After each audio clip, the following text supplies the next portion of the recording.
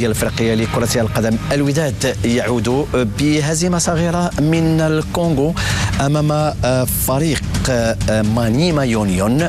الوداد انهزم بهدفين لهدف واحد في ظروف ممكن أن نتحدث عن التوقيت الصعب، ارتفاع درجة الحرارة، الرطوبة، أيضا الملعب، العديد من الأمور. هناك نقاش أيضا عن التحكيم، لكن كتبقى هزيمة الوداد غير مؤثرة كونه لا زال يتصدر المجموعة الثانية ب9 نقاط. بشعيب صحيح، يمكن الهزيمه ما تاثرش على فريق الوداد البيضاوي في هذه المجموعه. يمكن صحيح فريق الوداد البيضاوي اليوم ما كانش في كما كنقولوا ما كانش في نهارو لعده عوامل. احنا كما قلنا يمكن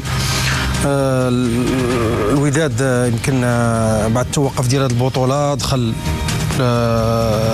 احنا كنديروا على جميع الفروق، لا بركان لا في الاجواء التنافسيه الافريقيه، وكذلك بطبيعه الحال يمكن ما كانوش في المستوى ديالهم اليوم. يمكن كانوا بعض اللاعبين خارج التغطيه، ولكن كنظن هذه ما تاثرش على الفريق. كنعرفوا العمل الكبير اللي كيقوم به المدرب امين بن هاشم. يمكن اول هزيمه بالنسبه لامين مع فريق الوداد البيضاوي، ولكن على العموم فريق لحد الان هو متصدر. ولكن كنظن بان عزام دخل المنافسه بالانتصار ديالو اليوم، لانه وصل ل6 نقاط. فملزوم على الوداد انه باش ينتصر في جوج المباريات القادمه او مباراه، لانه غيستقبل عزام هنايا في الدار البيضاء. كنظن نتيجه ما تاثرش على الفريق في المنافسه الافريقيه. هنا تحدثنا كما تحدث باش نرجع لواحد الكلمه مهمه قال زكريا عبوب، بان ملي كيكون عندك واحد الفريق وكتخدم معاه واحد المده كبيره، كتجي وكتستغنى على بعض العناصر الجديده اللي كتجي، فخصها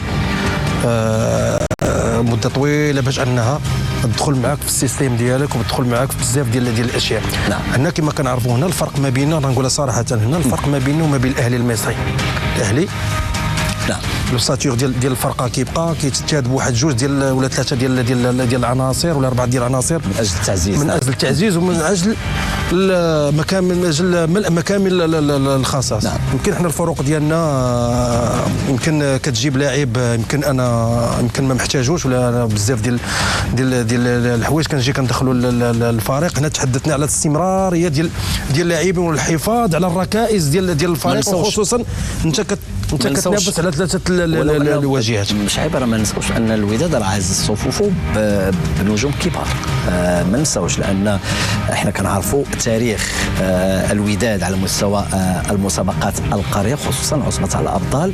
الوداد فريق عريق كبير، 9 سنوات تقريبا دائما في المربع الذهبي. الالقاب ربما هو عز الصفوف، وهذا الموسم ايضا بلاعبين مميزين ربما غيعطيو الاضافه. يحتاجوا فباش نكمل الكلام ديال بشعيب، لانه نقاش اللي هو خصنا نتكلموا عليه. فالفروق المغربيه فمن الاحسن انه بدون تجربه على حساب الخصاص، وكذلك على طريقه اللعب ديال المدرب، لانه ما يمكنش انا مثلا اننا كاين خصاص على مستوى مهاجم ديال الصندوق وانت تجيب مهاجم اللي كيبغي المساحه. فهذه بين قوسين بالنسبه لفريق الوداد في هذه المباراه. فكنظن انه في البدايه ما كانش موفق في الشوط الاول. اللاعبين اللي كانوا عندهم نزعه دفاعيه اكثر ما كانش كيجازف وما ساوش الظروف اللي جرات في المباراه، لانه شوف كتكون يلاه واحد الفتره ديال التوقف وتلعب في الملعب يعني اللي هو عشب. هذاك الملعب كنعرفوا شخصيا حضرت ليه راه ملعب صعيب جدا ديال تي بي مازيمبي. ما كتعرفش الظروف، خصوصا ان المباراه كتجرى ظهرا، درجه الحراره مرتفعه، درجه الرطوبه ايضا انت كتعرف الاجواء القاريه، خصوصا في الكونغو. احنا ما كنبرروش الهزيمه، لكن يمكن كاينه ظروف احاطت بهذه المباراه، وكان ممكن على الاقل ان يخرج الوداد بالتعادل من هذه المباراه.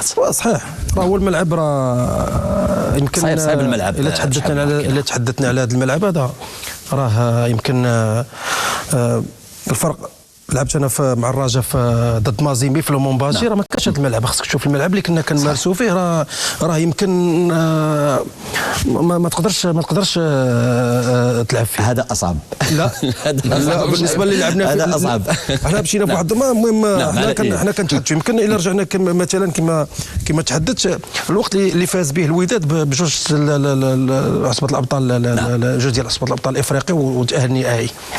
يمكن راه جميع العناصر انها اكثر العناصر فازت بهذوك جوج الالقاب. هنا كنتحدثوا على استمراريه. خصك تحافظ على الركائز. يمكن كما قال مجيد ما يمكنش انا كنحتاج مدافع وكنجيب انا وسط ميدان دفاعي، ولا كنحتاج انا مهاجم وكنجيب بجانب. طيب صحيح لاعبين في المستوى كبير غادي يعطيو الاضافه للفريق، ولكن كما قلت لك نحتاجوا. يمكن وسام بن يدر اول مره يمكن غادي يلعب في الملاعب الافريقيه. تحدثت على هذا الملعب، يمكن هو اول مره غيشوف بحال هذا الملعب هذا. راه ضروري انه يلقى على الاجواء. كنا كنعرفوا الاجواء ديال المسابقات القاريه. على اي كنتمناو كل التوفيق لكل الفرق المشاركه في المسابقتين القاريتين. الجيش الملكي نهضه بركان على مستوى دوري ابطال افريقيا، اولمبيك اسفي اللي كنهنئوه بالمناسبه بالتاهل ديالو الى الدور الموالي، في انتظار ايضا الوداد ان يلتحق بالاولمبيك اسفي متاهلا.